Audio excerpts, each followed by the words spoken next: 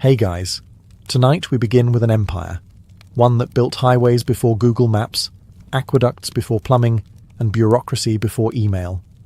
The Roman Empire, a civilization so obsessed with efficiency that it conquered half the known world, mostly to improve its water pressure. So before you get comfortable, take a moment to like the video and subscribe, but only if you genuinely enjoy what I do here. And let me know in the comments where you're tuning in from and what time it is for you. It's always fascinating to see who's joining us from around the world.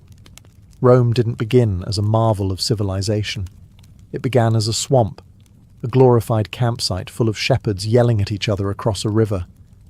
And yet somehow, those same muddy people built an empire so advanced that 2,000 years later, we're still impressed, and a little suspicious.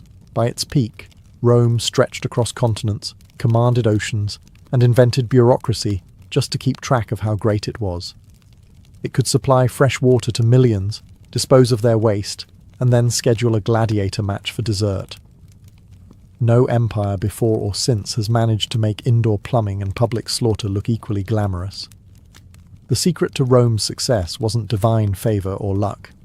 It was a lethal mix of discipline, paperwork, and unrelenting competence. Roman engineers didn't dream about flying or philosophy. They dreamed about drainage. These were people who looked at a swamp and thought, let's build a city here. It'll be hilarious. They had no electricity, no power tools, and not a single YouTube tutorial, just geometry, slaves, and raw determination. And somehow it worked. Their cities had heated floors, functioning sewage systems, and running water at a time when most of Europe still thought rain was witchcraft. Rome's genius lay in its obsession with control. If nature didn't cooperate, they bullied it into submission. Mountains were tunneled through, rivers were redirected, and deserts were crossed just to prove a point. When they said, all roads lead to Rome, they meant it literally, because they built all of them. But Rome's true technology wasn't just concrete or aqueducts. It was pride. The empire was powered by pure, undiluted confidence. Every building was a flex, every invention an insult to anyone still using sticks. Even their ruins seemed smug. Archers standing tall after earthquakes, whispering, "Still up, are you?" And here's the best part. They achieved all this without electricity, computers, or even a functioning sense of humility. Rome didn't invent everything. It just made everything better, louder, and preferably with columns. If you want to know why Rome lasted so long, don't look at its legions, its laws, or its gods. Look at its concrete. Because while empires crumble, Roman cement somehow doesn't. The Romans didn't invent concrete. They just took the idea, added volcanic ash, and created something indestructible. It was called opus caementitium, which roughly translates to, "We figured this out before you did." The formula used lime, ash, and seawater to make a material that actually heals itself over time. Modern scientists only rediscovered this property a few years ago, proving that humanity peaked sometime around the year 120 BCE and has been winging it ever since. This mix allowed the Romans to pour entire temples, bridges, and harbours that are still standing today.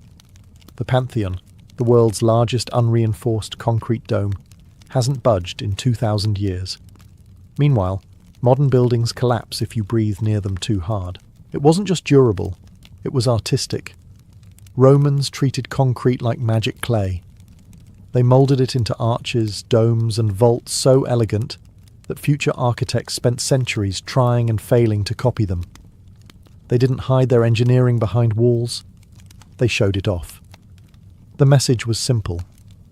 We could crush you, but we'd rather impress you. They used it everywhere. Aqueducts, amphitheatres, baths, even harbours submerged underwater. The Portus Casanus, built with Roman marine concrete, still survives beneath the waves. Modern divers go down to study it, and you can almost hear the ancient engineers laughing. Of course, not everyone was impressed. Greek purists sneered at the rough texture and called it ugly. But the Romans didn't care. They were too busy reshaping the world. Concrete wasn't art. It was power you could build with. And that's the beauty of Roman innovation. They didn't just build monuments, they built permanence.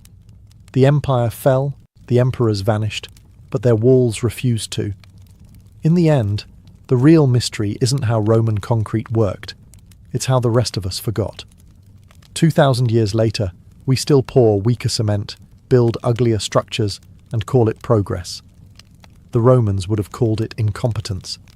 If Roman concrete was the muscle of the empire, aqueducts were the veins, carrying life, luxury, and the occasional dead rat straight into the heart of civilization.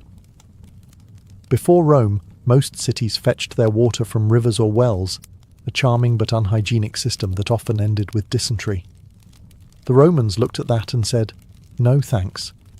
Instead, they built 260 miles of gravity-powered waterways that delivered fresh water to over 1 million people.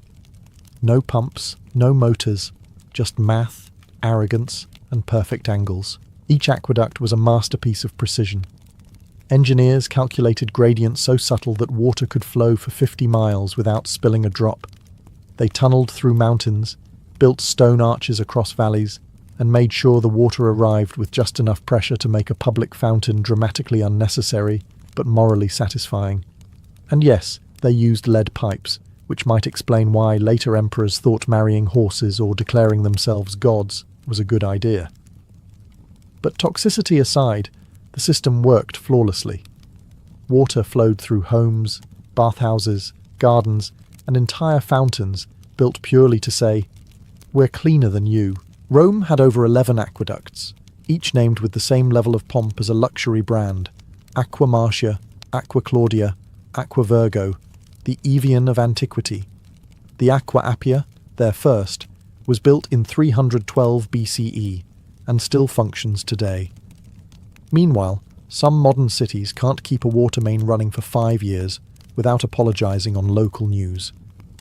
At its peak, the aqueducts delivered 200 million gallons of water per day, enough to fill 300 Olympic pools if Rome had cared about sports that didn't end in bloodshed.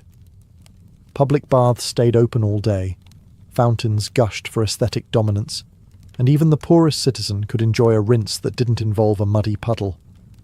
For the Romans, plumbing wasn't luxury, it was civilization. They believed running water separated humans from animals. Ironically, most of Europe would forget that belief for the next 1,000 years. Rome didn't just master water, it mastered convenience. And that, more than any conquest or battle, is why its empire still echoes today. Because no one remembers the general who won a war, but everyone remembers the people who built the plumbing. If there's one thing the Romans couldn't stand, it was filth, or at least other people's filth.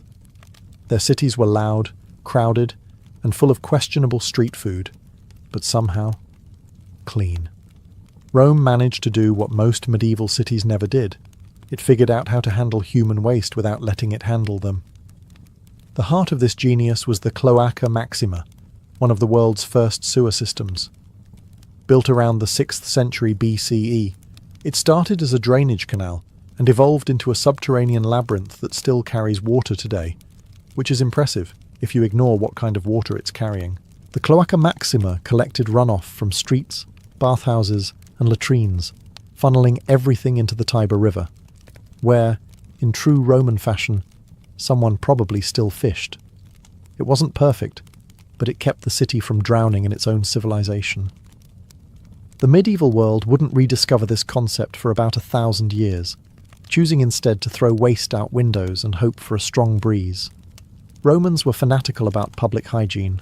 They had public baths in every city, enormous complexes with heated pools, steam rooms, and gymnasiums. Everyone from senators to slaves could bathe daily, gossip, and debate politics while sitting naked in a room full of steam and ambition. Even the toilets were communal. Long marble benches with holes, no stalls, and a shared sponge on a stick. It wasn't glamorous, but it was efficient. The Romans didn't fear germs because they didn't know what germs were. Yet somehow, they still managed to live cleaner than most 14th century kings. And here's the kicker. They turned sanitation into propaganda. Aqueducts, sewers, and baths weren't just civic utilities. They were proof of moral superiority. Cleanliness meant civilization. Dirt meant barbarism. When Romans looked at conquered territories, they didn't just see enemies. They saw people who still used buckets. In short, Rome was the first society to realize that infrastructure is image. The empire ran on two things: water pressure and pride. And while the emperors may have been insane, at least their cities smelled better than history usually does. If Roman concrete was the skeleton, and aqueducts were the veins, then their roads were the arteries, and Rome had a lot of blood to pump. The empire built over 250,000 miles of roads, stretching from the sands of Egypt to the fog of Britain. That's enough to circle the earth 10 times, which, knowing the Romans, they probably would have tried just to prove a point. These weren't lazy dirt paths either. Roman roads were military-grade infrastructure, layered with gravel, stone, and crushed bones of anyone who complained about the workload.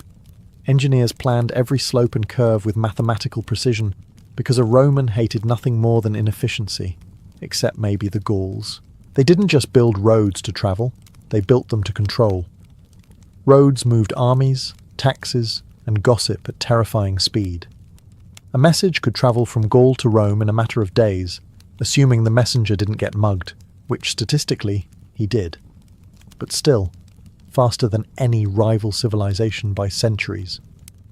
Every milestone along the road marked Roman dominance, carved with exact distances and emperor-approved smugness. The famous Via Appia, called the Queen of Roads, was so perfectly paved that even 2,000 years later you can still walk on it, though now it mostly hosts confused tourists and stray cats. Each road was built to last. They layered it, large stones for the base, gravel for the middle, and smooth paving blocks for the top, tilted slightly for drainage. The result? Roads that survived empires, earthquakes, and European weather, the true test of endurance. Modern highways, by comparison, need repairs every other election cycle. Meanwhile, the Via Flaminia still casually exists, looking down at us from eternity like, "You call that asphalt?" But Rome's roads weren't just practical. They were psychological warfare. Every straight, perfect line said, "You are part of Rome now.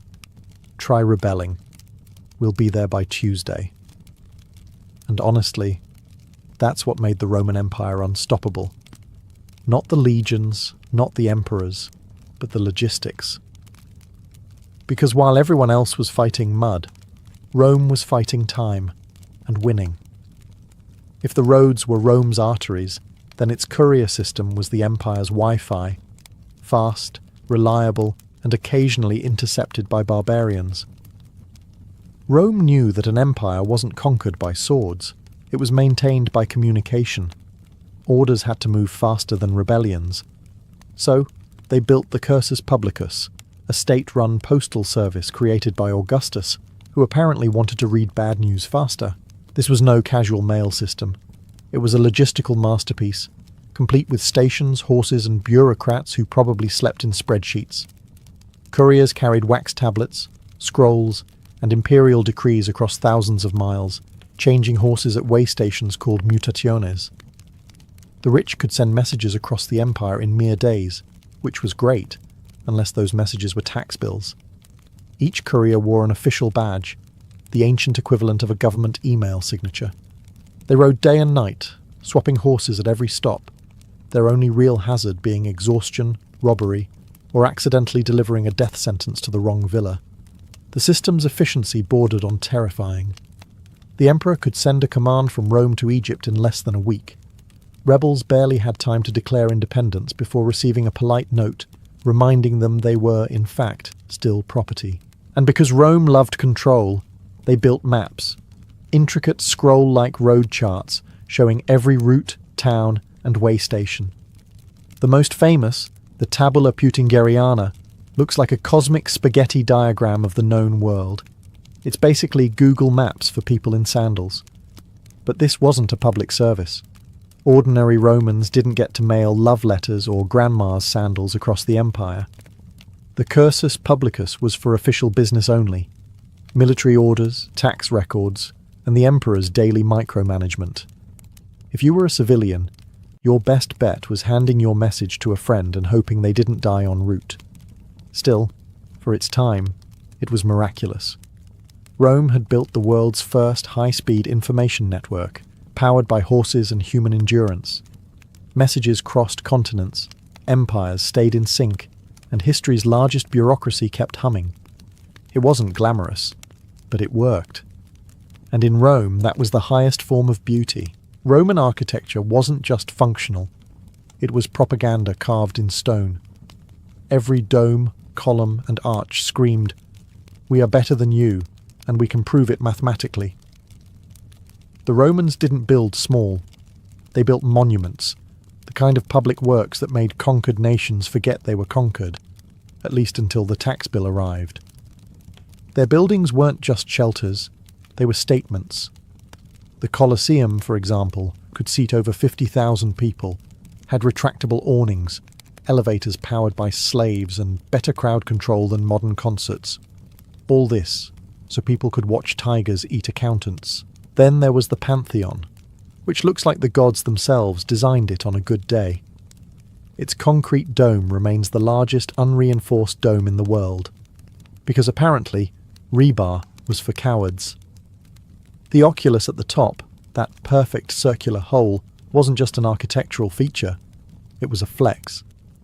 Light streamed through it like divine approval, illuminating the empire's greatest achievement, its own ego. Roman architects didn't just master symmetry, they weaponized it. They used arches and vaults not only for strength but for beauty. Arches made aqueducts possible, bridges eternal, and temples impervious to time. They didn't decorate their structures with art, they made the structure itself the art. And let's talk about scale. Romans loved making you feel small. Entering a basilica or bathhouse wasn't relaxing, it was humbling. The buildings dwarfed everyone, reminding citizens that Rome was infinite, and they were, statistically speaking, not. Even the floor mosaics were designed to look up at you with quiet judgment. Everything in Roman architecture was perfectly balanced between utility and showmanship. The engineering was flawless, but so was the marketing. Every structure said, "We built this for you, but also to make you feel unworthy." And perhaps that's the genius of it all. The Romans built not just to last, but to outlast, to remind the future that while empires fall, smug architecture doesn't. Today, tourists line up to admire ruins that refuse to die, while somewhere deep in the dust, you can almost hear an ancient architect whisper, "You're welcome." Rome's greatest innovation wasn't the sword, or even concrete. It was geometry with attitude. The arch turned the impossible into architecture. Before Rome, everyone built flat things. Flat walls, flat ceilings, flat roofs that collapsed the moment Zeus sneezed. Then came the Romans, who looked at gravity and said, "No." The Roman arch redistributed weight so perfectly that it let them build aqueducts, bridges, and stadiums that refused to fall down, even when empires did. Every curve, every keystone, every brick whispered a kind of smug mathematical poetry. The arch didn't just hold the structure, it held the empire together. And then there were the vaults, arches in series. When one arch wasn't enough, the Romans cloned it across a ceiling and called it a day. The barrel vault, the groin vault, the cross vault, all elegant names for what was essentially ancient structural flexing. They used them in baths, temples, and basilicas, not because they needed to, but because they could. The Colosseum alone contains 240 arches, stacked in tiers like an engineering wedding cake. Every arch perfectly balanced tension and compression, distributing weight down to the foundations. Modern architects still study it, and secretly cry. But Rome didn't stop at physics. It made arches beautiful. You couldn't walk 10 feet in a Roman city without passing one named after a guy who probably didn't deserve it. Triumphal arches were the empire's version of a press release. We won something. Here's a giant reminder. The Arch of Titus, for instance, celebrates the destruction of Jerusalem in glorious stonework. Nothing says, "Please admire our empire," like immortalizing someone else's tragedy in marble. And that's the thing. The Romans didn't just master gravity, they humiliated it. Their architecture wasn't about surviving nature. It was about outsmarting it, in public, with style. 2,000 years later, their arches still stand, unbothered, while glass skyscrapers crack under the first mild earthquake. The Romans may have fallen to politics, plague and bad leadership, but their geometry? Still undefeated. The Romans didn't just build with water, they worked it. Where other civilizations saw rivers as scenic hazards, Rome saw a power source that never needed lunch breaks. They turned flowing water into labour, and in true Roman style, they did it on an industrial scale. The empire's engineers developed watermills, hydraulic saws, and grain factories that could feed entire cities. At places like the Barbegal Mill complex in southern France, 16 massive water wheels worked in perfect harmony, the ancient equivalent of a food processing plant, minus the health code violations. It's often called the world's first industrial site, which is both impressive and slightly depressing if you've ever waited for your toaster to break down. Their ingenuity didn't stop at grain. They built hydraulic-powered stone saws for cutting marble, water lifting devices for irrigation, and mechanical pumps to drain mines. If you think Roman engineer sounds dull, remember, these people were moving entire rivers just to make bread faster. And yes, it was all powered by gravity, the quiet, invisible slave that kept the empire running. No electricity, no fossil fuels, no sustainability initiative. Just pure, ruthless practicality. Water went in one way, power came out the other. Simple, beautiful, and completely terrifying in scale. Their hydraulic mastery even reached into entertainment. The Colosseum had an underground system capable of flooding the arena for mock naval battles. Because apparently, watching real ships sink inside a sports venue was the ancient version of special effects, thousands of gallons of water, in and out on command, all for spectacle. What's remarkable is how much of it still works. The ruins of Barbegal still whisper with the outlines of channels and sluices, like the ghosts of engineers who never clocked out. 2,000 years later, we still can't decide whether the Romans were geniuses or maniacs. But one thing's clear. They built an empire not just on conquest, but on motion. Water flowed, gears turned, cities fed, and history quietly admitted defeat. Rome didn't just control nature, it employed it, and it never even had to give it a day off. The Romans didn't just conquer the world, they wanted to live comfortably while doing it. After all, what's the point of empire if your marble villa feels like a refrigerator? Enter the Hippocaust, Rome's version of central heating, invented 2 millennia before anyone else thought to complain about drafts. The system was simple genius, a furnace beneath the floor, channels that carried hot air through hollow bricks, and flues that vented it through the walls. The result? Heated floors, warm baths, and smug satisfaction. Rich Romans could stroll barefoot in January, while northern barbarians were still defrosting by firelight. Public bathhouses ran on the same principle, but on an industrial scale. The baths of Caracalla, for example, could host thousands of people at once, each enjoying perfectly regulated heat in massive vaulted halls. Beneath it all, hundreds of slaves shoveled wood into roaring furnaces. Efficiency, Roman style, luxury for the few, cardio for the many. Even their plumbing was advanced. Hot, cold, and tepid water flowed through pipes and fountains, making Roman spas the envy of the world, and occasionally a death trap when the lead content got a little too ambitious. Still, no one could argue with the comfort, and they didn't stop at heating. Wealthy Romans even experimented with cooling systems. They stored snow from mountains in insulated pits, then used it to chill wine or air out their dining rooms. In other words, the first form of air conditioning, powered entirely by slaves with bad backs and good endurance. Rome's obsession with comfort bordered on the divine. Every villa, bath, and palace was a temple to convenience. Heat, Water, light, all harnessed for pleasure, all beautifully wasteful. The empire might have been brutal, but it was never cold. So, while medieval Europe later struggled to survive winter with fireplaces and prayers, Rome had already perfected the art of living like the world belonged to it, because for a while, it did. In the end, the Romans didn't just master warmth, they mastered control, over air, over water, over comfort itself, and somehow, over everyone else's expectations. Roman builders didn't have machines, engines, or forklifts. They had ropes, pulleys, and men with terrifying upper body strength.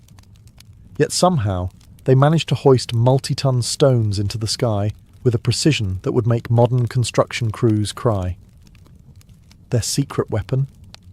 The treadwheel crane, a massive wooden wheel big enough for two men to walk inside, like human hamsters with a death wish. As they trudged forward, the wheel turned, the rope wound, and the block rose. It was simple physics, powered entirely by sweat, physics, and misplaced confidence. These cranes could lift several tons, and Rome didn't stop there. They stacked pulleys, added gears, and multiplied force until they could raise columns taller than most modern buildings. The Colosseum, the Forum, the Pantheon. None of them would exist without the relentless creak of these machines and the exhausted sighs of the people inside them. And of course, the Romans did it all without safety standards. No helmets, no harnesses, no days without accident posters. If something went wrong, gravity made sure it was final. Yet somehow, the work got done, flawlessly. Roman engineers treated mechanical advantage like divine revelation. They didn't just build cranes, they built systems. Construction sites were symphonies of levers, capstans, hoists, and shouting. They even used counterweights, an idea so smart it wouldn't become standard again until the Renaissance, when someone finally went, "Wait, didn't the Romans already do this?" The sheer organisation was astonishing. Cranes assembled cranes.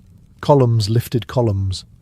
Buildings practically built themselves, if by themselves you mean hundreds of unpaid labourers being yelled at by an architect in sandals. The technology spread across the empire. Every port, bridge and basilica owed its existence to these machines. They weren't glamorous like aqueducts or marble statues, but they made those things possible.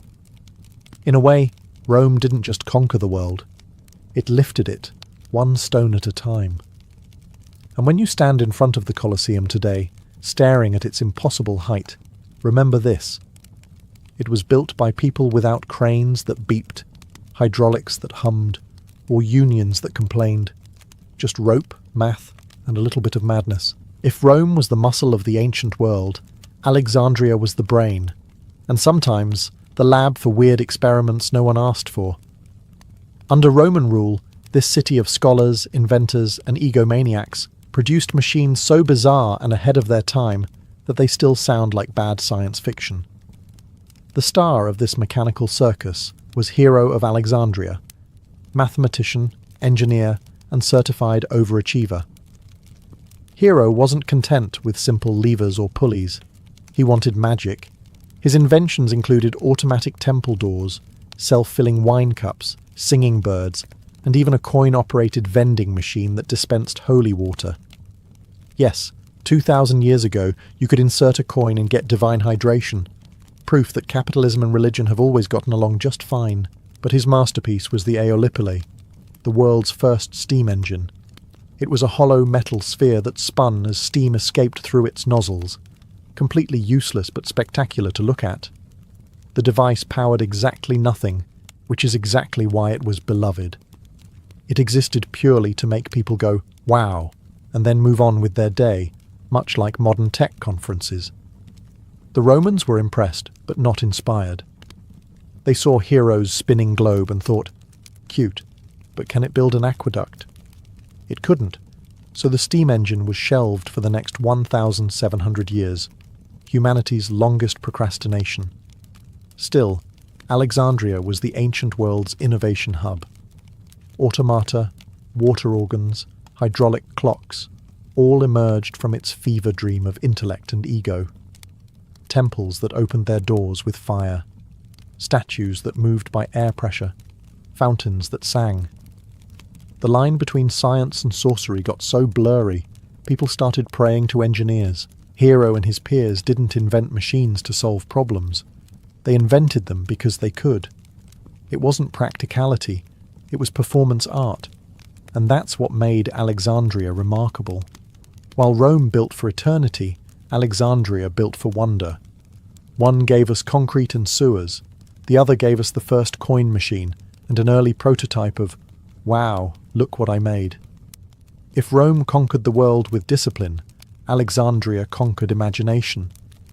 And for a brief, glittering moment, both empires met in genius. The Romans didn't start as seafarers. They were landlubbers with good sandals. But once they realized half the Mediterranean was, inconveniently, water, they did what Romans always did. They copied someone else and then improved it until it terrified everyone. By the late Republic, Rome had built one of the most formidable navies in history. Their ships weren't elegant like Greek triremes. They were floating battering rams made of timber, bronze, and aggression. And naturally, they industrialized it. The Carthaginians once mocked Roman sailors for being amateurs, so Rome captured one of their ships, reverse-engineered it, and built a fleet of 120 in 2 months. Nothing says learning curve like weaponized plagiarism. The real innovation was the corvus, a boarding bridge with a massive iron spike at the end. When it slammed into an enemy ship, Roman soldiers could storm across and turn naval battles into ground combat, their preferred environment for stabbing things. It was brilliant, if slightly suicidal. Many ships capsized from the extra weight, but hey, strategy has never been about safety. Their shipyards turned warfare into an assembly line. Dozens of galleys launched every week, each powered by hundreds of rowers whose dreams mostly involved being somewhere else. Some vessels were even equipped with rotating ballistae, enormous crossbows that could fire flaming bolts across the waves. Imagine being a sailor and realizing your job description includes flammable target. And then came the harbours, concrete structures that cured underwater. Roman engineers mixed volcanic ash and seawater to create marine concrete that defied erosion. 2,000 years later, many of those ports still exist, mocking modern coastal cities that crumble after a decade of weather damage. The navy itself became the empire's highway system. It moved legions, goods, and gossip faster than any caravan. When Rome called the Mediterranean Mare Nostrum our sea, it wasn't arrogance, it was accounting. The Romans didn't love the ocean, but they mastered it. Their fleets didn't explore, they enforced. Every wave carried the empire's echo, every port its flag. They didn't just conquer land, they conquered logistics. And in the ancient world, that was far scarier than sharks. For all their love of blood sports and questionable wine, the Romans took medicine surprisingly seriously.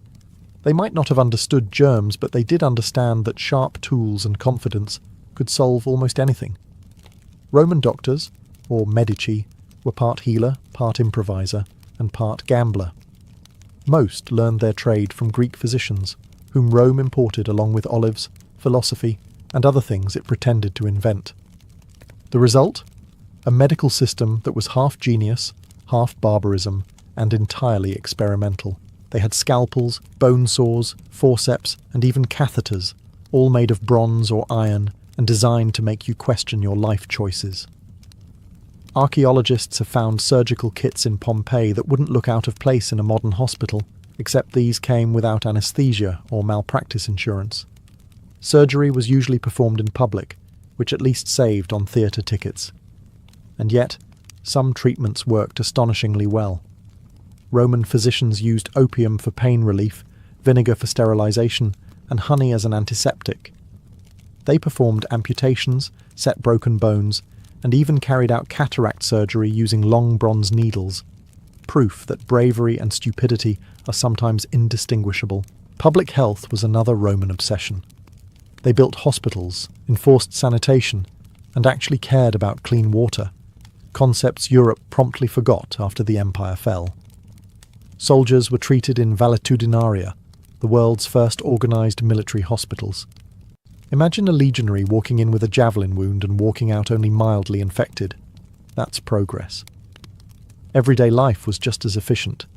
Romans used soap made from animal fat and ashes, brushed their teeth with crushed shells, and wore cosmetic creams that could double as sunscreen or poison, depending on the recipe.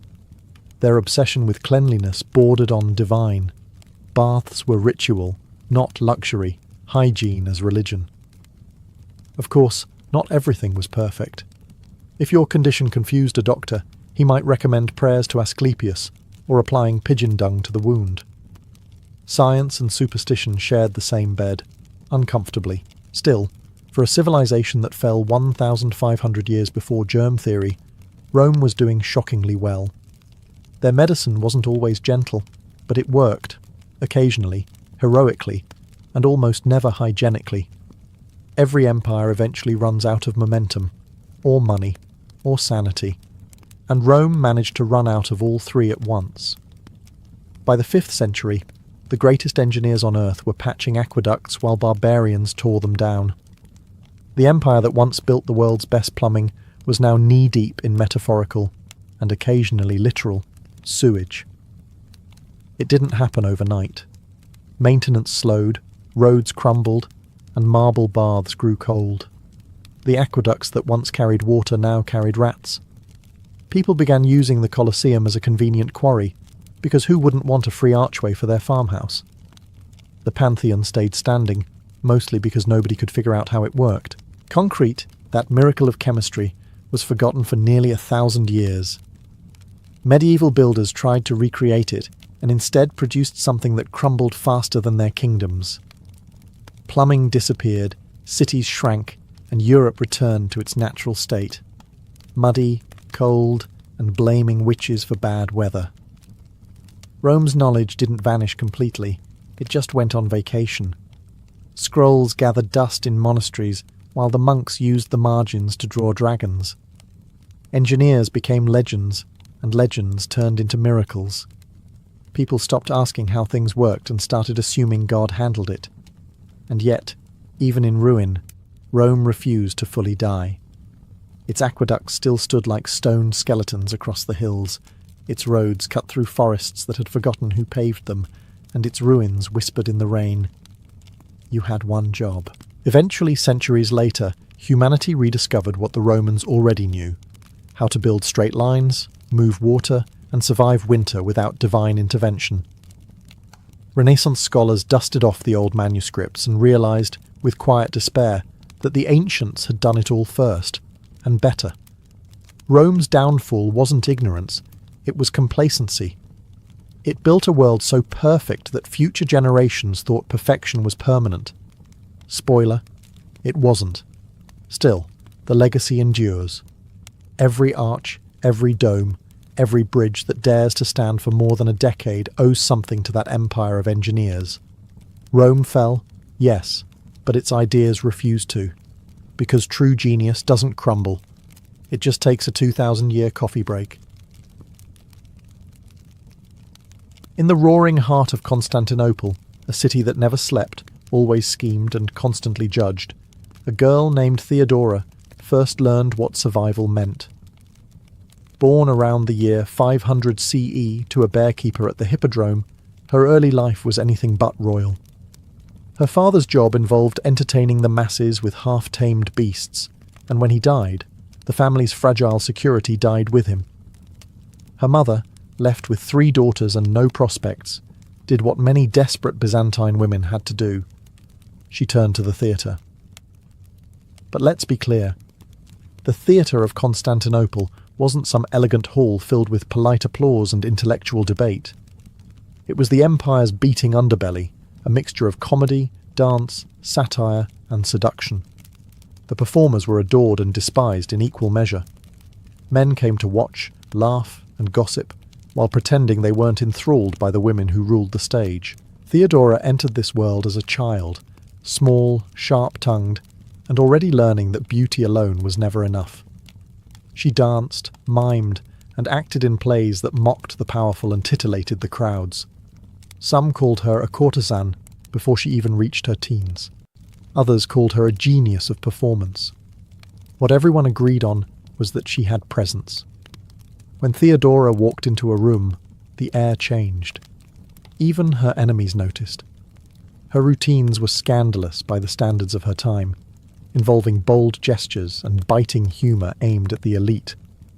She mocked politicians and priests with the same smirk she used on lovers. Yet beneath the glitter and laughter, she saw the cruel divide between the powerful and the powerless. Theodora may have been forced to entertain the upper class, but she never forgot that she wasn't one of them. By her late teens, she was infamous across the empire, praised for her beauty, condemned for her audacity. Aristocrats mocked her in public and sought her in private. She lived in a world where women were ornaments, yet she somehow managed to turn mockery into magnetism. The girl from the stage wasn't just performing anymore, she was rehearsing for power, and soon all of Constantinople would know her name. Fame is a fickle friend, and in Theodora's Constantinople, it could turn on you overnight. After a series of messy affairs and rumours that could have filled an entire scroll of gossip, Theodora found herself falling from favour. One powerful man she'd crossed, likely an official or wealthy patron she'd mocked a bit too cleverly, made sure the doors of the theatre closed to her. So, with little choice and less money, Theodora left the glittering capital behind and set out for the provinces. Her exile began in Alexandria, the intellectual furnace of the Eastern world. It was a city of contrasts. Monks debating theology in one corner, dancers performing in the next, and street preachers shouting about sin above the noise of traders. Here, stripped of her stage and fame, Theodora faced herself. The woman once adored for her beauty was now alone, surviving on wit and scraps. Yet, what could have broken others only sharpened her mind. In Alexandria, she encountered a Christian sect known for its severe teachings, possibly the Monophysites, who believed Christ had a single, divine nature. Their message of endurance and humility struck her deeply. Theodora, the scandalous performer, began to reflect on redemption. Not the meek kind whispered in prayer, but a fierce, self-forged rebirth. She started weaving spirituality into ambition, learning that both could serve her survival. She also learned something even more valuable. Influence isn't just earned on the stage, it's commanded through conviction. Whether in the theatre or the church, people followed those who spoke with certainty. And Theodora, always a performer, knew how to turn certainty into art. Eventually she left Alexandria behind, travelling through the deserts of North Africa and Syria, accompanying a wealthy official for a time before parting ways. It was a period of trial and transformation. The gossip columns of Constantinople would later claim this was her shameful wandering. They couldn't have been more wrong. This was her metamorphosis, the cocoon from which the empress would emerge.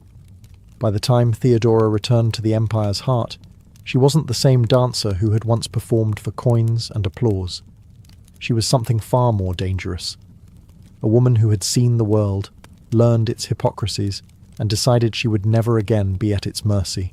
When Theodora returned to Constantinople, she carried no gold, no title, and no family name to shield her. Only a quiet fire that unnerved anyone who looked too long. The city hadn't changed much. The same gilded mosaics, the same whispers of sin and sanctity echoing through its marble streets. But she had changed. The once provocative performer was now composed, reflective, and shrewd. She had learned that true power was not in the applause of the crowd, but in the attention of the few who ruled them. And soon, one man in particular would give her that attention: Justinian. At the time, Justinian was not yet emperor. He was the brilliant nephew of Emperor Justin I, ambitious, disciplined, and socially awkward in that charming way powerful men often are before history romanticizes them.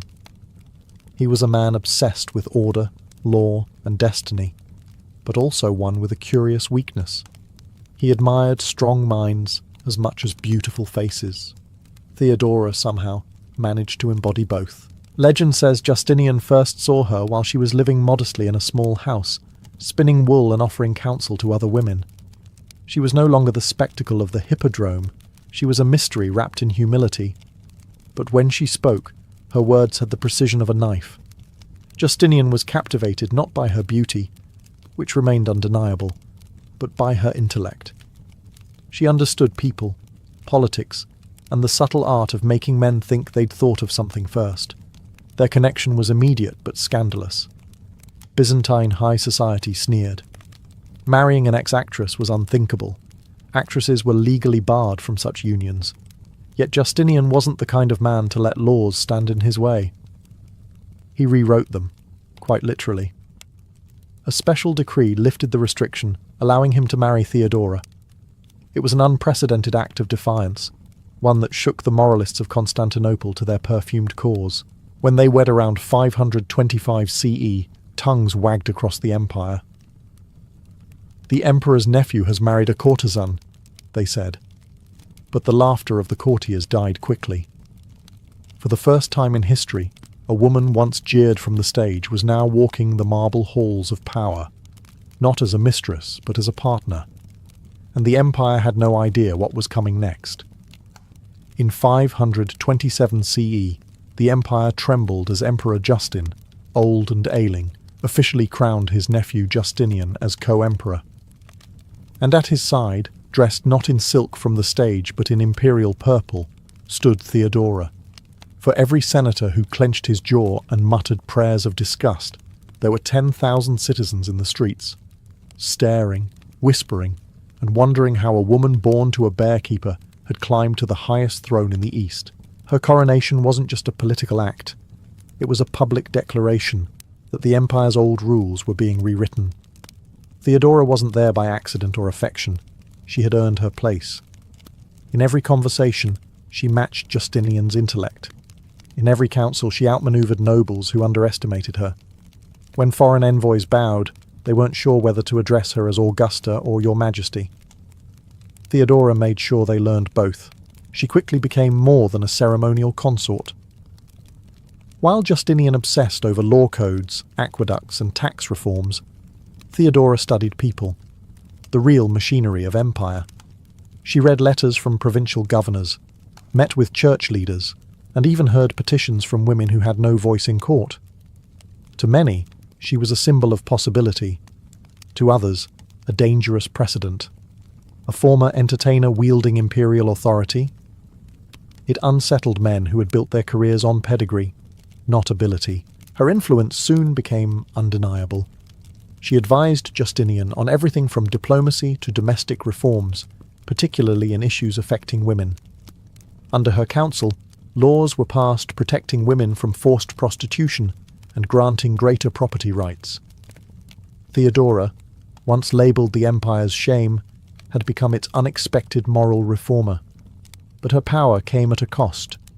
The aristocrats loathed her. Monks whispered that she was Jezebel reborn. Chroniclers like Procopius wrote scandalous, secret histories, claiming she still possessed the soul of a seductress. Yet the woman they mocked behind closed doors was the same one standing beside the most powerful man in the world, calm, composed, and untouchable. By the time Justinian officially ascended as sole emperor later that year, Theodora was not merely his empress. She was his equal, the sharp mind behind the golden throne. The streets that once echoed with her laughter now echoed with her legend. It began, as revolutions often do, with entertainment gone wrong. In January of 532 CE, the Hippodrome, the same arena where Theodora's father had once kept bears and she herself had danced, erupted in fury. The rival chariot teams, the Blues and the Greens, had long been more than sports fans. They were political factions with deep loyalties. That day, their chants turned from cheers to war cries. What began as a protest against arrests escalated into 6 days of bloodshed, fire, and rebellion. The infamous Nika Revolt. Byzantium burned. Senators, eager to restore their lost influence, secretly sided with the rioters. The mob, tens of thousands strong, roared for Justinian's overthrow and the crowning of a new emperor. The palace shook with the sound of rage outside its walls, and inside, the imperial council descended into panic. Advisors begged Justinian to flee, to abandon the capital, the throne, and his dignity, but not Theodora. Dressed in purple, the colour of royalty and blood, she refused to run. She rose before the council, her voice steady amid chaos. "If flight were the only means of safety," she said, "yet I should disdain to fly. Those who have worn the crown should never survive its loss. Purple makes a fine shroud. It was more than courage, it was strategy." Her words snapped Justinian out of hesitation. The emperor, who had nearly fled, regained his resolve. He ordered his generals, Belisarius and Mundus, to storm the hippodrome. The result was a massacre. 30,000 rebels slaughtered in a single afternoon. The rebellion ended not with diplomacy, but with the echo of swords and the stench of smoke. Theodora's defiance saved the empire that day. Her speech became legendary, taught in every future history of Byzantium. But beyond the rhetoric, it revealed the true nature of her power. She wasn't just Justinian's emotional anchor. She was the spine of the regime. After the revolt, no one dared question her authority again. The courtiers who once whispered behind fans now bowed deeply. The mob that once cheered her downfall had been silenced in their graves. Theodora had proven, in the most brutal way possible, that she was not a survivor of scandal, but the architect of survival itself. When the smoke of the Nika revolt finally cleared, Theodora emerged from the ashes not merely as empress, but as something rarer, a ruler forged in fire. Constantinople lay wounded, its streets charred, its people broken, and its faith in leadership shaken. Yet out of that ruin, Theodora saw opportunity. Justinian rebuilt the city in marble and stone. Theodora rebuilt its conscience. She had never forgotten what it meant to live at the mercy of men, as a performer, as a woman, as someone dismissed before she even spoke. Now that she had power, she used it ruthlessly in the service of those who had none. She pushed through reforms that no emperor before had dared to consider. Women forced into prostitution were granted protection and refuge. Slavery of the desperate was restricted. Husbands who abandoned their wives could be punished. Women could inherit property in their own right. To the elite, these were shocking policies. "Soft," they sneered, "unfit for empire." But Theodora didn't care about the senators who grumbled over their wine. She cared about the women who came to her palace gates at dawn, seeking justice. She established a house called the Metanoia, repentance, a refuge for former prostitutes, where they could live, work, and start anew. It wasn't charity. It was vengeance disguised as mercy. Theodora had turned the empire's shame into its strength. Her moral authority, however, was double-edged. Many of her critics called her reforms hypocrisy, citing her scandalous youth. They missed the point entirely. Theodora's power came because she had lived the life the empire condemned, and survived it. Her empathy wasn't theoretical. It was lived experience wrapped in silk. Even Justinian, the great codifier of law, deferred to her insight on social matters. When he revised the empire's legal code, Theodora's influence could be seen in the new protections for women and the poor. Her fingerprints were embedded in the very laws that shaped Byzantine society for centuries. Yet for all her compassion, she was no saint. Theodora's mercy had limits, and her enemies learned that the hard way. For every woman she lifted up, there was a nobleman brought low, often without realizing until it was far too late that the empress had already written his fate. Power, in Byzantium, was a performance, and no one understood the stage better than Theodora. But with every bow from a general and every polite smile from a senator came a hidden dagger. The court of Constantinople was a nest of ambition, and Theodora was the brightest, most envied serpent within it. Her rise had humiliated the aristocracy. Noblewomen who traced their bloodlines to Rome could hardly stomach a former actress commanding their husband's respect. Some pretended loyalty, others whispered poison in corridors heavy with incense. Monks thundered from the pulpit that the empress was the devil in silk. Chroniclers like Procopius, her most spiteful critic, recorded her as a scheming seductress who used her body as others use the sword. In truth, she was guilty only of doing what every man in that palace did, but better. Her intelligence and sharp tongue made her both admired and feared. She was known to humiliate courtiers with a single glance, to freeze a senator mid-sentence with one raised eyebrow. When Justinian faltered in judgment, Theodora made the hard decisions, especially the ones that required no mercy. She played politics like chess, and her opponents never realized they'd been cornered until the board was swept clean. Her rivalry with the general Belisarius's wife, Antonina, was both alliance and war. The two women ruled their husbands as power partners, then turned on each other in bursts of betrayal and reconciliation that made even the gossips exhausted. One day, they'd share secrets over wine.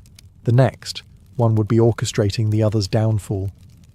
It was court life at its purest, friendship laced with arsenic. Still, Theodora's sharpest weapon wasn't fear, but loyalty. Those who served her faithfully were rewarded beyond measure. She raised servants to courtiers, courtiers to governors, women to saints in the eyes of the empire. She built her own network of spies, informants, and loyal clerks, a silent army that answered to no one but her. Behind the jeweled veil, she was always calculating, always watching. Theodora had learned the first rule of power early. Survival depends not on innocence, but on control. And though her enemies seethed in gold and silk, she alone understood that crowns aren't inherited. They're defended, one ruthless decision at a time. If politics was Theodora's battlefield, religion was her chessboard. The Byzantine Empire wasn't merely a state. It was a divine hierarchy dressed in imperial robes. And yet beneath the gold leaf mosaics and incense clouds, the empire was split by theological fury. The question tearing the Christian world apart was deceptively simple. Was Christ one nature or two? To outsiders, it was hair-splitting theology. To Byzantium, it was grounds for civil war. Justinian, ever the legalist, supported the orthodox position that Christ had both a human and divine nature. Theodora, however, quietly championed the Monophysites, who believed his nature was singular and divine. It wasn't just belief, it was loyalty. The Monophysites had sheltered her during her exile in Alexandria.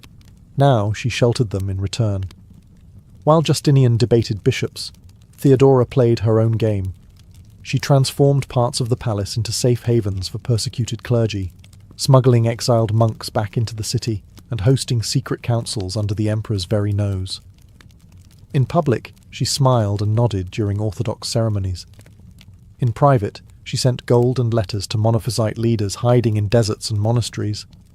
It was hypocrisy to some, diplomacy to others. But to Theodora, it was justice. Her maneuvering wasn't just religious, it was strategic. By backing the marginalized sect, she balanced her husband's authority with her own independent network of allies. While Justinian ruled the empire's laws, Theodora ruled its souls. She understood something her husband never fully grasped. Faith could control the masses far more effectively than decrees ever could. But her actions also deepened the chasm between them. Justinian adored her, yet their faiths became quiet rivals. He believed unity lay in doctrine. She believed unity lay in mercy. And though they ruled side by side, they were often two empires within one, his of marble, hers of conviction. Her defiance left a lasting mark. When the Orthodox chroniclers cursed her name, the Monophysites remembered her as a saint, their secret empress. Even centuries later they whispered her story in remote monasteries, calling her the protector of the true faith. In an age where belief could kill you, Theodora had done the unthinkable. She turned heresy into power and compassion into empire. By the mid-540s, Constantinople had changed, and so had Theodora. The grand reconstruction after the Nika revolt had turned the city into a jewel of the world, crowned by the Hagia Sophia, that vast dome floating like heaven's canopy above the skyline. Yet behind the splendour, plague and exhaustion crept through the empire. Justinian's wars drained its coffers, disease swept through the capital, and the once vibrant empress began to fade. Theodora had been many things: dancer, exile, queen, reformer, but she had never been fragile.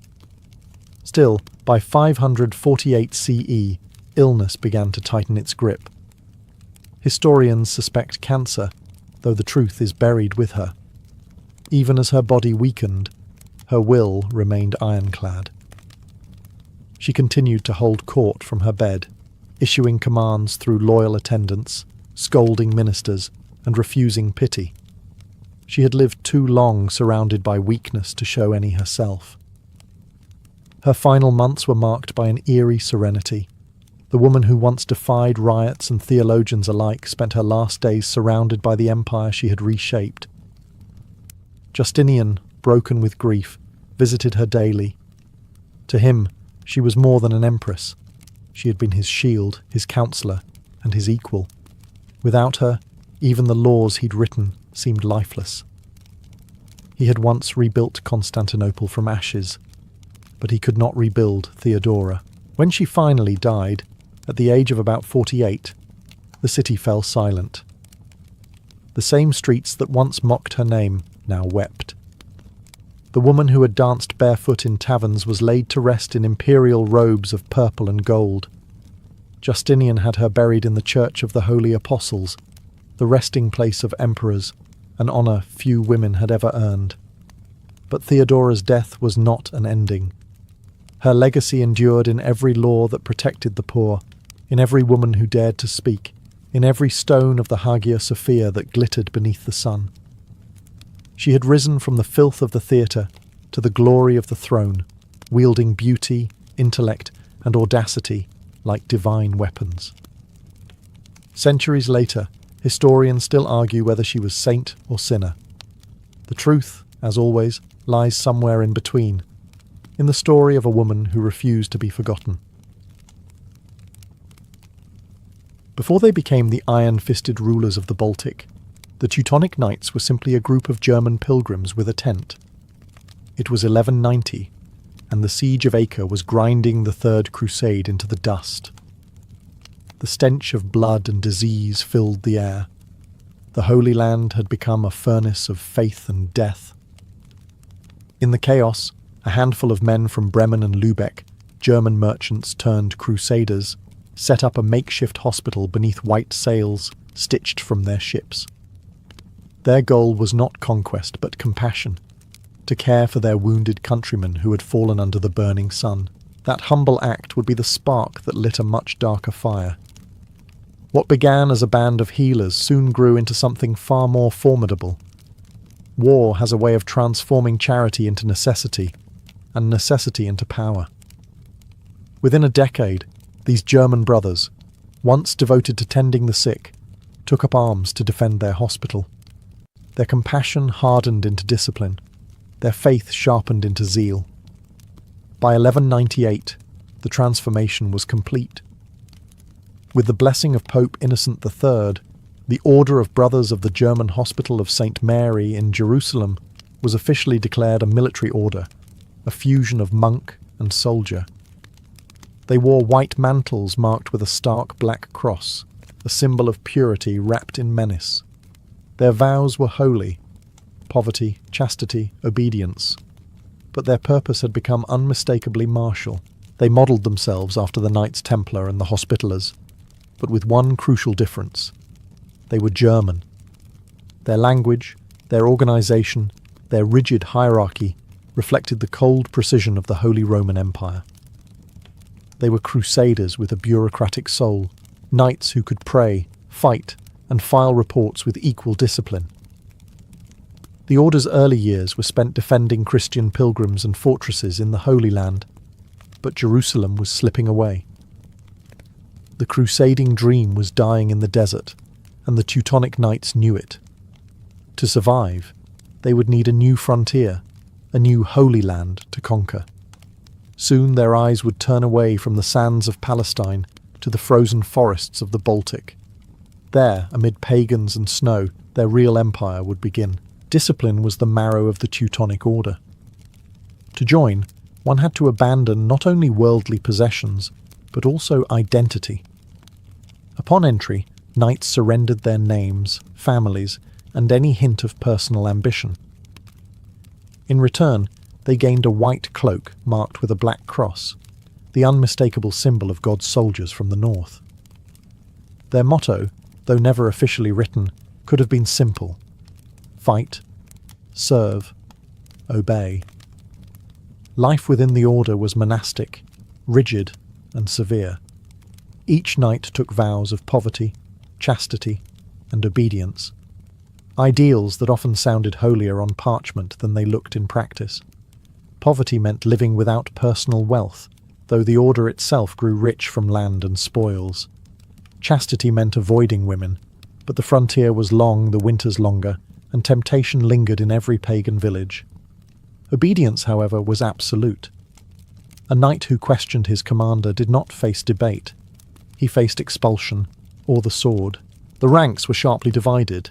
At the top stood the Grand Master, a mixture of general, priest and bureaucrat, followed by commanders, priests and lay brothers, who handled logistics, farming and trade. Even among warriors of noble birth, humility was enforced. A baron might scrub dishes next to a peasant-born squire. Both would eat the same plain meals in silence. Arrogance was the devil's whisper, and the Teutonic knights prided themselves on deafness. Their castles were not just fortresses, but temples of order. Within their thick stone walls, daily life followed a strict rhythm of prayer, training, and combat readiness. Bells marked the hours of devotion, and every action was considered service to God, from sharpening swords to cleaning armour. Warfare was wholly routine, but beneath this disciplined surface lay contradiction. The order's members believed themselves both monks and conquerors, men of God wielding steel in his name. They preached humility while erecting castles that towered over Baltic tribes. They vowed purity while baptizing entire regions with fire and blood. In their minds, conquest wasn't greed. It was salvation delivered at sword point. This was the paradox of the Teutonic Code. Absolute faith fused with absolute control. In their pursuit of divine order, the knights had created something more enduring and far more dangerous than they realized, a holy army that answered to no one but itself. By the early 13th century, the Holy Land was slipping from Christian hands, and the Teutonic knights knew it. The grand castles of Jerusalem were falling one by one, and the crusading zeal that had once ignited Europe was cooling fast. Yet the Church had a new idea. If the pagans of the East would not come to Christ, then Christ would come to them by sword if necessary. The Baltic, still home to the Prussians, Lithuanians and Livonians, tribes who worshipped forests, fire, and the old gods, became the next holy battlefield. It was Duke Conrad of Masovia, a Polish ruler tormented by raids from the pagan Prussians, who first extended the invitation. In 1226, he offered the Teutonic Order land along his northern border, a modest region called Kulmerland, in exchange for protection and conversion of the pagans. For the knights, it was the perfect offer: divine mission, political backing, and a vast wilderness to tame. Pope Honorius III and Emperor Frederick II both sanctioned the expedition. The Teutonic knights were granted the land they conquered forever, answering only to the Pope. It was a political loophole so cunning, it might have made the devil smile. By 1230 the order had arrived, their white cloaks flashing against the dark forests of Prussia. The natives didn't welcome them. They fought fiercely, striking from the trees with ambushes and fire arrows. The Teutonic response was methodical and merciless, the slow grind of discipline against defiance. Villages were razed, idols smashed, temples burned. Pagans who resisted baptism were executed or enslaved. Those who converted often did so with a sword at their neck. But the knights weren't mere brutes. They built fortresses wherever they marched, each one a symbol of permanent conquest. Wooden stockades soon gave way to stone, the most famous being Marienwerder, and later Marienburg, the beating heart of their rising state. Monks turned masons, and crusaders turned landlords. In the frozen wilderness, the Teutonic knights found something the Holy Land never offered: permanence. They were no longer guests in a foreign desert, but masters of their own domain. The Baltic frontier became their new Jerusalem, and the cross now flew over fields that had never known it before. The Northern Crusade had begun. When the Teutonic Knights marched into Prussia, they did not come as visitors. They came as architects of a new world. Between 1230 and 1280, they transformed the wild lands of the Baltic into a fortress state built on both faith and fear. Their white mantles moved like ghosts through forests of birch and pine, their processions echoing with hymns that promised salvation but delivered submission. At first, the Prussians resisted fiercely. They fought as they lived, in tribes bound by kinship and the sacred fires of their gods. They struck from the forests, burning Teutonic outposts and vanishing into the snow. For a time, the knights underestimated them, calling them savages. But those savages knew the land better than any crusader could.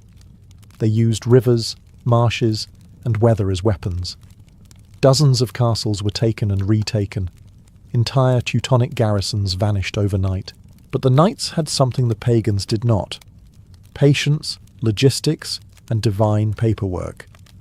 Each defeat was followed by a reinforcement ship from the west, filled with fresh soldiers, masons, and priests. Every campaign ended with new fortresses rising on the ruins of rebellion. By 1255, the Order's control expanded north to the Baltic coast, where they founded Königsberg, the King's Mountain, named after King Ottokar II of Bohemia, one of their crusading allies. It was not just a fortress, it was a statement. The Germans had come to stay.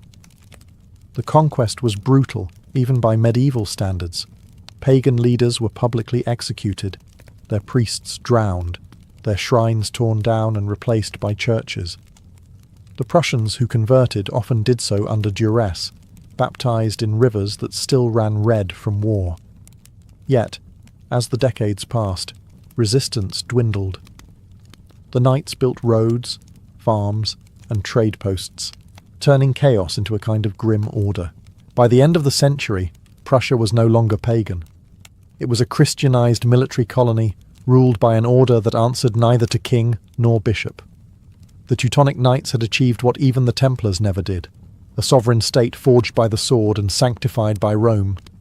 But in their zeal for conquest, they had sown the seeds of future defiance. For while the pagans fell silent, their neighbours, Poland and Lithuania, were beginning to take notice. Wherever the Teutonic Knights went, castles followed. To them, a fortress was more than a stronghold. It was theology made of stone. Each tower symbolized divine order rising above pagan chaos. From the banks of the Vistula to the icy shores of the Baltic, the Order's engineers carved a new landscape of authority, faith, and fear. Their castles were masterpieces of German efficiency. Clean lines, red brick, cold symmetry. They built not for beauty, but for permanence. The most famous of them all, Marienburg, the Castle of Mary, stood as the Order's capital, a colossal red brick fortress sprawling over the Nogat River. It was part monastery, part barracks, part bureaucratic hive. Inside its walls, knights prayed in chapels, drilled in courtyards, and held councils in echoing halls, where every sound reminded them of discipline. The construction of these fortresses was relentless. Each campaign ended not just with a battle won, but with a foundation laid. In conquered territories, wooden forts gave way to stone keeps. Villages sprouted beneath their walls, homes for settlers from Germany and Poland, craftsmen and merchants who followed the Order's expansion. Every castle was a statement. God is here, and he speaks German. But these bastions of piety hid contradictions. Within their walls lived men sworn to purity, but surrounded by luxury. Their refectories overflowed with meat and imported wine. Their treasuries bulged with tribute from converted villages. The knights called themselves monks of war, yet their lives often resembled those of feudal lords. Still, the castles worked, militarily and psychologically. Pagans saw them as invincible. Christians saw them as proof that faith could be built with mortar. From Marienwerder to Königsberg, from Thorn to Ragnit, a network of strongholds spread like a chain of black crosses across the north. They controlled not only the land, but the mind of everyone who lived beneath their shadow, and yet, beneath the piety, ambition stirred. The order had started as servants of God, healers and protectors. Now they were rulers, landlords, and tax collectors. They were becoming what they had once despised, an empire cloaked in holiness. The line between crusade and colonization blurred, and for the first time, the Teutonic Knights began to look less like warriors of Christ and more like kings in armour. By the mid-13th century, the Teutonic Knights had found their true theatre of war, not in the deserts of Jerusalem, but in the snow-covered forests of the Baltic. What began as the conquest of Prussia expanded into a full-blown holy war known as the Northern Crusades. With papal approval, the order now marched against every tribe that dared cling to the old gods. Livonians, Samogitians, Curonians. Entire peoples became enemies of Christ overnight. Each campaign followed a grimly predictable rhythm. The knights would announce a crusade, gather volunteers from across Europe, and descend upon pagan lands in waves of armoured piety. Monks blessed their swords, priests promised absolution, and the Black Cross gleamed like a divine seal of permission. Villages that resisted were burned, survivors baptized under the smoke. Conversions came with sermons, and the occasional sword point for emphasis. But not all crusades went as planned. The Lithuanians proved stubborn, fierce, and cunning. They were the last great pagan power in Europe, horsemen who could vanish into forests and strike without warning. For every fortress the Teutonic Knights built, the Lithuanians burned too. Campaign after campaign, the frontier bled. The order called it holy war. The Lithuanians called it survival. Still, the knights were patient. They didn't need to win every battle, only to outlast the will to resist. Their network of castles, their disciplined ranks, and their endless supply of crusading volunteers gave them an edge. In time, they subdued most of Livonia and Estonia, absorbing the remnants of other crusader groups, like the Sword Brothers. The Baltic frontier became a permanent war zone, a place where faith, fire, and frost met. By the 14th century, the Teutonic Order's banner stretched across the northern coast, from Danzig to Narva. They ruled as both priests and princes, their authority backed by Rome and enforced by steel. To the Pope, they were defenders of Christendom. To the people they conquered, they were the apocalypse in armour. The Northern Crusades had made them rich and powerful beyond their founding dreams. But the more they conquered, the further they drifted from the humility of Acre's hospital tents. The Black Cross still stood for faith, but it also cast a long shadow over Europe. By the early 14th century, the Teutonic Order had become more than a brotherhood of knights. It was a state, a theocracy with armour. From their colossal headquarters at Marienburg, the Grand Master ruled over vast territories that stretched from the Vistula River to the Gulf of Finland. This was not a kingdom of nobles, but a meticulously organised machine of faith and discipline. Every castle was a command centre, every village a cog in the divine engine. The Order's government was structured like a monastery with swords. The Grand Master was both emperor and abbot, flanked by a council of high-ranking knights who governed regions known as bailiwicks. Below them were comteurs, commanders who managed individual fortresses, collecting taxes, training troops, and enforcing the Order's rigid rules. Even local peasants were expected to live under a kind of holy surveillance, their labour seen as service to God's army. Economically, the Order was unmatched. Their disciplined bureaucracy made them the most efficient landlords in northern Europe. Grain, amber, and furs flowed through their ports, filling their coffers and financing endless wars.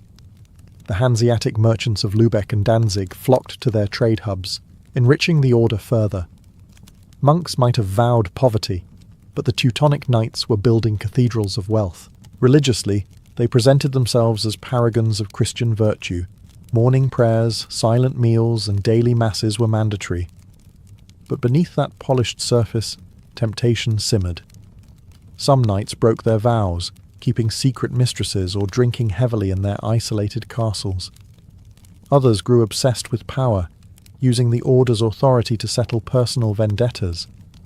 The purity they preached was becoming an illusion polished for papal approval. Politically, the order behaved less like humble crusaders and more like an ambitious empire. They founded new towns, imposed German law, and encouraged settlers to colonize the lands of the conquered tribes. Paganism had been crushed. Now came Germanization. Roads, churches, and markets replaced the sacred groves of old. To outsiders, the Teutonic state looked invincible, a perfect blend of faith and discipline. But to those within, cracks were forming. The knights had conquered the world they wanted. Now they had to rule it. And ruling it required something they had never learned on the battlefield: restraint. Power invites enemies, and by the mid-14th century, the Teutonic Order had more than it could handle. Their brutal expansion into the Baltic had earned them few friends and many grudges. Chief among their rivals were two rising Christian powers, Poland and Lithuania, who, through faith and diplomacy, began to challenge the Order's divine monopoly. Lithuania, once proudly pagan, shocked Christendom in 1386, when its Grand Duke Jogaila converted to Christianity and married Queen Jadwiga of Poland, creating the Polish-Lithuanian Union. It was a masterstroke of politics. Overnight, the Teutonic Knights lost their favourite excuse for war. The Lithuanians were no longer heathens to be baptized by sword. They were Christians, and fellow Europeans expected peace. But peace was the last thing the Teutonic Order wanted. The knights refused to accept the conversion as genuine, calling it false baptism and accusing Jogaila of pretending to be Christian to avoid holy punishment. It was convenient theology, and a good pretext for continued conquest. They launched repeated invasions into Lithuanian territory, claiming divine justification while burning villages and enslaving peasants. For years the borderlands became a battlefield. The knights' shining armour and strict formations clashed with the swift cavalry of the Lithuanians and Poles. Crusading volunteers from Germany, France, and England joined the order for holy adventure, while Lithuanian nobles rallied under the black and red banner of defiance. The tension culminated in one of the most significant medieval battles, Grunwald, or Tannenberg, in 1410. The Teutonic Knights marched under their Grand Master Ulrich von Jungingen, confident of victory. They faced a combined Polish-Lithuanian army led by Jogaila and Vytautas the Great. The knights, disciplined and proud, formed their shining ranks on the open field and were annihilated. By the end of the day, the Order's army lay shattered. Ulrich himself was slain, his white mantle trampled in the mud. It was the beginning of the end. Though the Order survived politically, its myth of invincibility had been destroyed. Grunwald was more than a defeat. It was humiliation. For the first time, the Black Cross had been broken, not by pagans, but by Christians. And in that irony lay the cruelest twist of all. The Order that once claimed to defend Christendom had finally been undone by it. After the catastrophe at Grunwald in 1410, the Teutonic Order never truly recovered. They limped back to their fortresses, still proud but hollow, their aura of divine invincibility shattered. The once mighty monastic empire began to crumble, not in a single blow, but slowly, like a fortress left to rot from within. The knights still wore their white cloaks and prayed their daily prayers, but their confidence had turned brittle. The Baltic wind that once carried their hymns now carried whispers of failure. The decades that followed were filled with uneasy truces, debts, and rebellions. The Order's treasury, once overflowing with tribute and trade, bled dry from war reparations and the loss of crucial lands. Their subjects, German settlers, Prussians and Poles, grew restless under their rule. The aura of holiness that once justified the Order's authority was gone, replaced by resentment and taxation. The final blow came from within. In 1525, Grand Master Albert of Brandenburg embraced the winds of the Reformation and did the unthinkable. He abandoned his vows, secularized the order's territories, and declared himself Duke of Prussia under Polish suzerainty. The Teutonic Order, once a warrior brotherhood bound by purity and obedience, had become a duchy, its black cross now a mere heraldic memory. The sacred had become political, and the monks had become bureaucrats. Yet, despite its fall, the shadow of the Teutonic Order lingered. Their castles, Marienburg, Königsberg, Thorn, remained standing, red brick monuments to discipline and dominion. Their statecraft and organisation laid the groundwork for Prussia's later rise. A new kind of empire, one forged not in the name of God, but in the name of efficiency and power.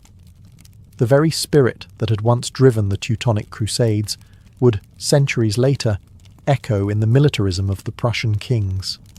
In the end, the Teutonic knights were both saints and sinners, builders and destroyers.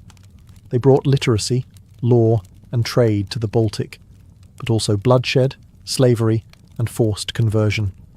Their black cross became a paradox, a symbol of faith corrupted by ambition. When their last true knights died, the order did not vanish, it simply changed costume.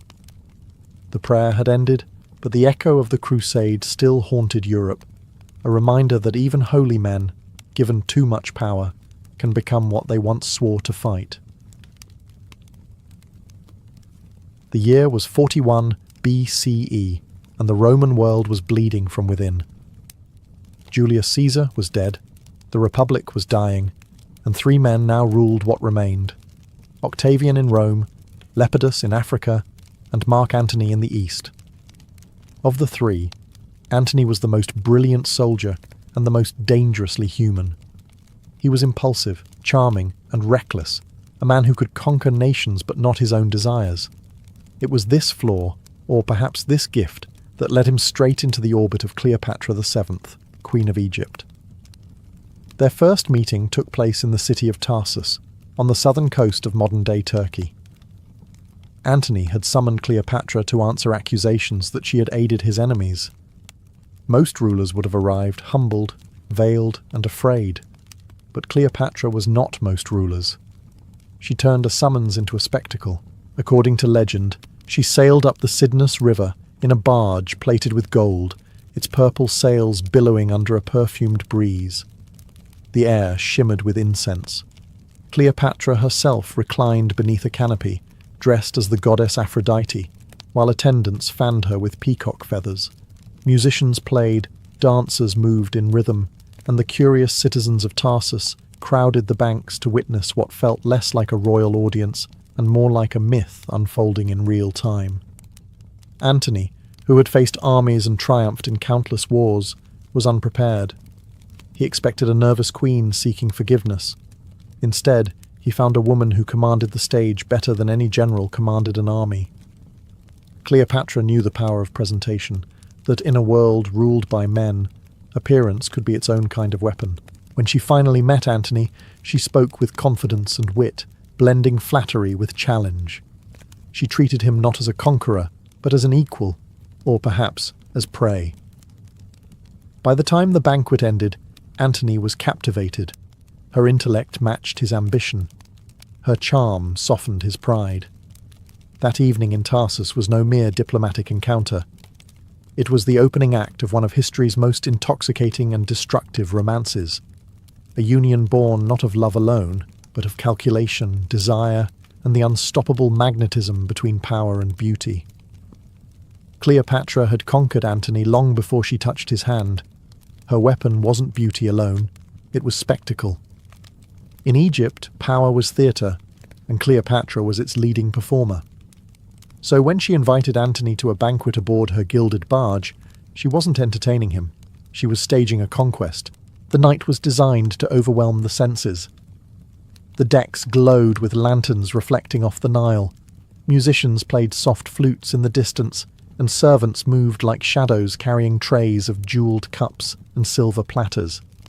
Antony, dressed in Roman armour still dusty from campaign, found himself in a world where time seemed to melt. Cleopatra reclined beside him in silk-dyed Tyrian purple, a colour so costly it was reserved for gods and emperors. Every gesture, every word was measured. When she laughed, it wasn't just charming, it was strategy. The meal itself was legendary. According to later accounts, Cleopatra hosted 12 banquets, each one more extravagant than the last. At one, she wagered Antony that she could spend 10 million sesterces on a single meal, and won by dissolving one of her priceless pearls in vinegar and drinking it. Whether true or exaggerated, the message was unmistakable. While Rome worshipped discipline, Egypt worshipped magnificence. Cleopatra wasn't just wealthy, she was wealth. For Antony, it was irresistible. Egypt offered everything Rome had taken from him: joy, indulgence, and freedom from the politics that had consumed his life. He was no longer one of 3 rulers of a fractured empire. In Alexandria, he was a king beside a queen, and Cleopatra knew precisely how to make him feel that way. But beneath the glitter and music, this was more than seduction. Both needed something from the other. Cleopatra sought protection. Egypt's independence was always one Roman ambition away from extinction. Antony, meanwhile, needed money and ships for his coming campaign against the Parthians. Each saw in the other not only desire, but opportunity. As the banquet ended, the line between pleasure and politics dissolved completely. Antony was no longer the interrogator, and Cleopatra no longer the accused. They were now partners in ambition, and soon in something far more dangerous. In the candlelight of that Egyptian night, empire and emotion began to blur.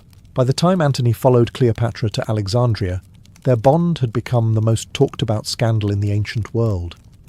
What began as an affair of diplomacy had transformed into a partnership of passion and politics, and it was impossible to tell which was the more dangerous. In the marble palaces of Alexandria, Antony found a life Rome could never give him: luxury without limits, love without restraint, and power that felt divine. Cleopatra, however, was not lost in romance.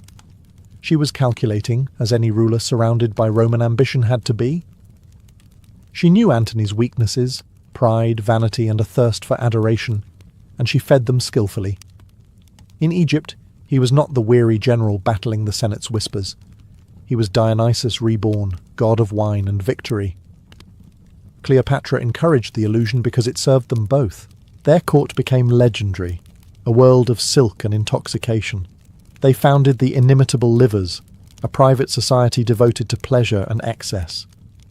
Every night was a feast of laughter, music, and wine that seemed to never run dry. They would roam the streets of Alexandria in disguise, playing pranks on unsuspecting citizens. The general who had once commanded legions now tossed fish into market stalls with his queen, delighted by the chaos. But the laughter masked a sharper truth. Behind every flirtation was a treaty. Behind every kiss, a calculation. Cleopatra needed Antony to secure her throne and her son Caesarion's future. The boy she claimed was Julius Caesar's heir. Antony, in turn, needed Egypt's gold to fund his armies and cement his authority in the east. Together, they became a political machine disguised as a love story. Back in Rome, the Senate seethed. Rumours of Antony's debauchery spread like wildfire.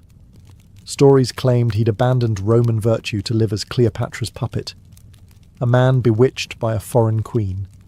The image of him wearing Egyptian robes, drinking from golden cups, and calling himself a god shocked the Romans to their core.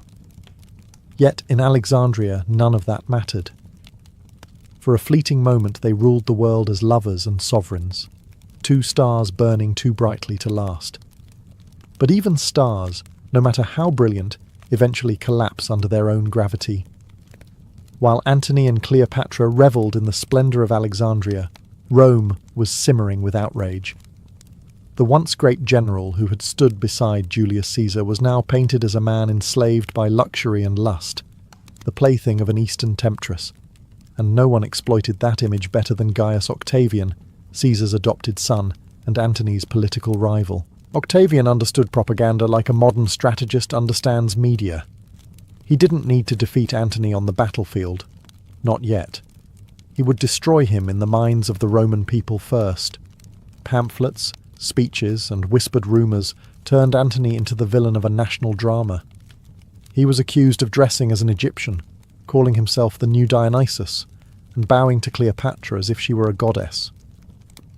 To Rome, that wasn't romance. It was treason wrapped in perfume. Meanwhile, Cleopatra and Antony continued to blur the line between passion and politics. Together, they envisioned an empire united under both East and West, a revival of Alexander's dream. Cleopatra sought to restore Egypt's glory. Antony wanted to carve his own dynasty beyond Rome's reach. To cement this alliance, Antony publicly recognized Cleopatra's children, including Caesarion, allegedly the son of Julius Caesar, as rulers of the eastern territories. The gesture infuriated Octavian. In Roman eyes, Antony had not only betrayed his country, but insulted Caesar's legacy by elevating a foreign heir over him. The rift widened when Antony's Roman wife, Octavian's sister Octavia, tried to reconcile the two men. Antony refused her, sending her back humiliated. It was a fatal mistake. Octavian now had both personal and political ammunition. He spread the story that Cleopatra had bewitched Antony, that she used dark magic to enslave his will. To the Roman masses, this was irresistible gossip. In truth, Antony wasn't bewitched. He was simply blind to how deeply the tide had turned. While he and Cleopatra dined under silver ceilings, Rome was being prepared for holy war, not against Parthia or any foreign enemy, but against its own general. Love, once their greatest strength, was now Octavian's weapon. And with every whisper, Antony's honour sank further into the sands of Egypt. In 34 BCE, Antony and Cleopatra staged one of the most audacious political spectacles of the ancient world, the donations of Alexandria. It was meant to dazzle Egypt and the East. Instead, it gave Octavian the perfect script for treason. The event took place in the great gymnasium of Alexandria, a grand hall filled with gold, incense, and cheering crowds. Antony and Cleopatra sat on twin thrones dressed as living gods, he as Dionysus, she as Isis. Before them stood their children, each draped in royal robes. What followed was less ceremony and more declaration. Antony divided the Eastern Empire among Cleopatra and her heirs. Caesarion was proclaimed King of Kings, rightful son of Julius Caesar. The younger children, Alexander Helios, Cleopatra Selene, and Ptolemy Philadelphus, were crowned rulers of vast territories stretching from Armenia to Cyrene. To the Alexandrians, it was divine theatre, the rebirth of empire. To Rome, it was betrayal. A Roman general had given away provinces that belonged to the Republic, all to please a foreign queen. The Senate was horrified. Octavian's allies called Antony a traitor, accusing him of building a rival empire centred in Egypt. Antony, perhaps drunk on the pageantry, underestimated how this looked from afar. To him, the donations were diplomacy, a way to stabilise the East under loyal rulers. To Cleopatra, it was triumph. For the first time in generations, Egypt stood as the beating heart of a new world order. Together, they believed they could challenge Rome itself, but Octavian saw opportunity. He collected Antony's will, possibly stolen from the Vestal Virgin's temple, and read it aloud to the Senate. In it, Antony supposedly wished to be buried beside Cleopatra in Alexandria, not in Rome. Whether genuine or forged hardly mattered. The reaction was outrage. The Republic's patience snapped. From that moment, the affair was no longer a scandal. It was a war. Rome would not forgive a general who called himself a god beside a queen who called herself divine. Cleopatra had dreamed of an empire reborn. Antony dreamed of freedom from Rome's chains. Instead, their union had painted a single target on both their crowns. Love and politics had become indistinguishable, and now both would lead them to ruin. By 32 BCE, Rome was done whispering.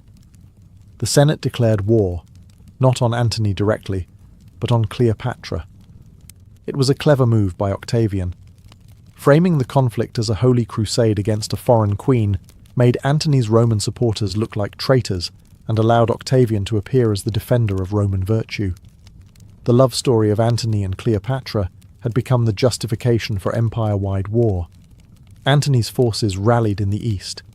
He commanded vast legions and an impressive fleet, bolstered by Cleopatra's Egyptian navy and endless treasure. Together, they prepared for confrontation on the Aegean coast. In Alexandria, Cleopatra oversaw the arming of ships while priests blessed the war banners. Antony, meanwhile, descended into a grim mixture of determination and denial. He knew Octavian's propaganda had poisoned Rome against him, but he believed victory could silence it. Octavian, however, was no soldier in shining armour. He was a strategist of reputation. His general, Marcus Agrippa, took the lead in the field, seizing key ports and cutting off Antony's supply lines. The propaganda machine continued its assault. Rome was flooded with images of Cleopatra as a seductive sorceress, riding Antony like a puppet. Even the gods, it seemed, had turned their favour toward Octavian. Antony and Cleopatra's forces finally assembled at Actium on the western coast of Greece.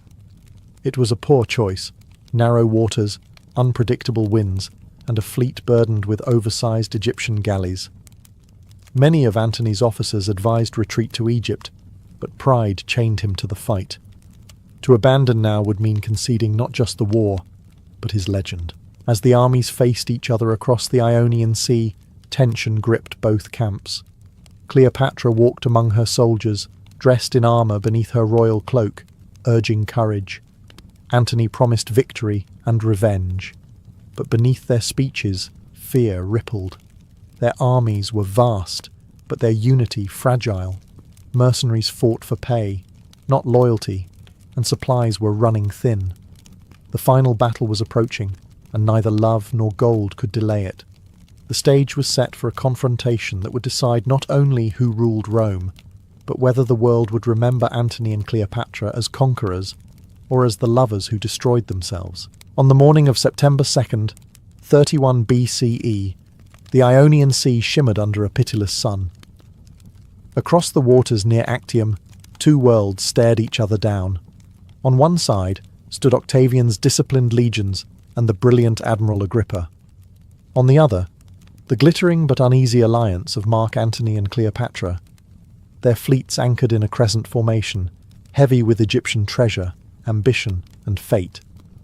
Antony's ships were magnificent but unwieldy, massive galleys armed like floating fortresses. Cleopatra's fleet, lighter and faster, lingered near the rear, her royal standard fluttering over a golden vessel. On land, thousands of soldiers waited for the signal that would decide the future of the Mediterranean. As the battle began, the sea filled with the roar of rams and the thunder of catapults. Smoke swallowed the horizon. Agrippa's smaller, more agile ships darted through the chaos, striking the cumbersome Egyptian vessels and vanishing before they could retaliate. Antony's line began to falter. Confusion spread. The wind turned, sails tangled, orders clashed. Then came the moment that would haunt history. Cleopatra's fleet suddenly broke formation and turned south, retreating toward the open sea. Whether this was a planned maneuver or panic, no one truly knows. Seeing her royal banner vanish into the horizon, Antony made his fatal choice. He abandoned command, boarded a smaller ship, and chased after her. His men watched in disbelief as their commander, the conqueror of Parthia, the hero of Rome, sailed away for love. Without their leader, Antony's fleet collapsed. Agrippa's forces closed in, burning and boarding the remaining ships. The once mighty armada was reduced to smoke and splintered wood. Antony caught up to Cleopatra's fleeing flagship hours later. The two reportedly sat in silence as the sea behind them turned black with fire. In that moment, they both understood what they had done. Not just lost a battle, but surrendered an empire. Back in Rome, Octavian declared victory.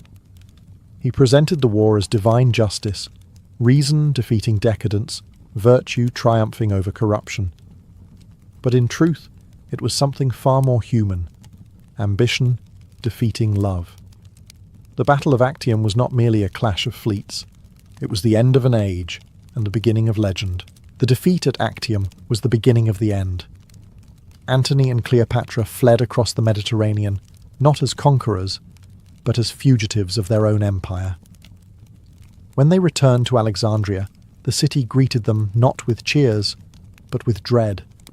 The once golden couple had become symbols of ruin.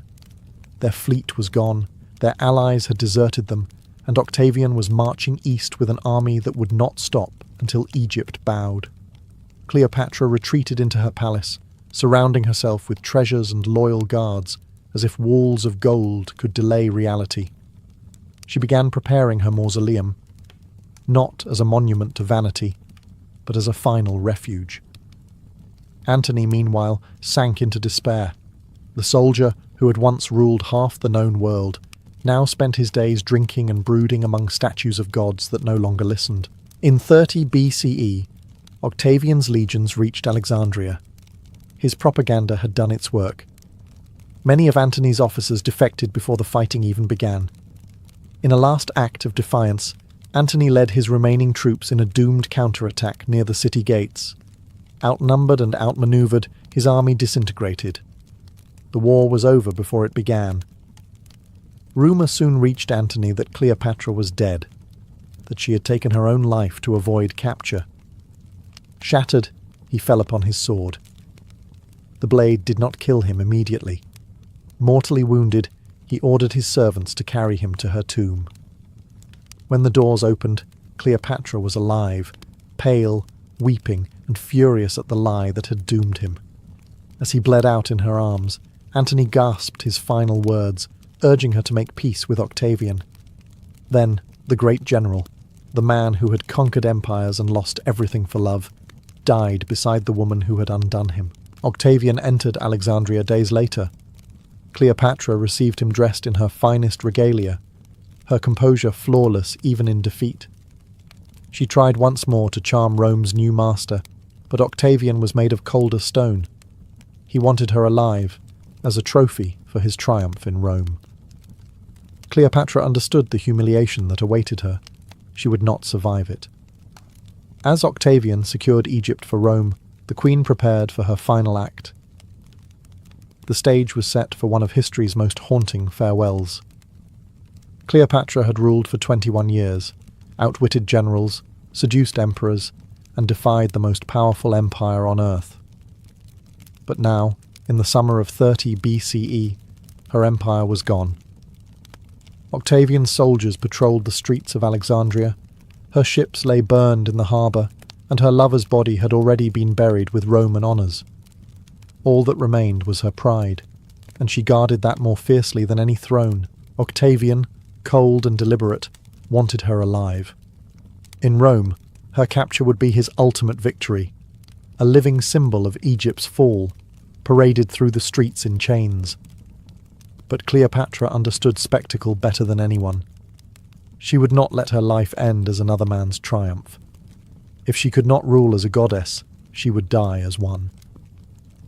Confined to her mausoleum, she began to prepare. She bathed, dined and dressed as though for coronation, not execution. Her servants adorned her in royal gold, braided her hair, and perfumed her hands. In her final hours, she received Octavian's envoys with calm defiance. She assured them she had no intention of harming herself, even as her eyes lingered on a small woven basket that had been brought to her chambers, disguised as a gift of figs. When Octavian's guards returned, they found her lifeless, lying upon a golden couch in her imperial robes. Two of her attendants, Iris and Charmian, were dead beside her. A faint pair of puncture marks showed on Cleopatra's arm. The serpent, the sacred asp of Egypt, had delivered its fatal kiss. News of her death spread like wildfire. Octavian was furious. She had denied him his victory. Yet even he could not help but admire her final performance. Cleopatra had robbed Rome of its spectacle and secured her legacy in one elegant gesture. She was buried beside Antony, just as she had wished, united in death as in defiance. With their deaths, Egypt's independence ended. Octavian became Augustus, Rome's first emperor, and the age of republics gave way to empire. But the legend of Antony and Cleopatra refused to die. For centuries, poets, painters, and playwrights would return to their story. Two lovers who turned politics into passion, and passion into myth. Their empire crumbled, but their names became immortal.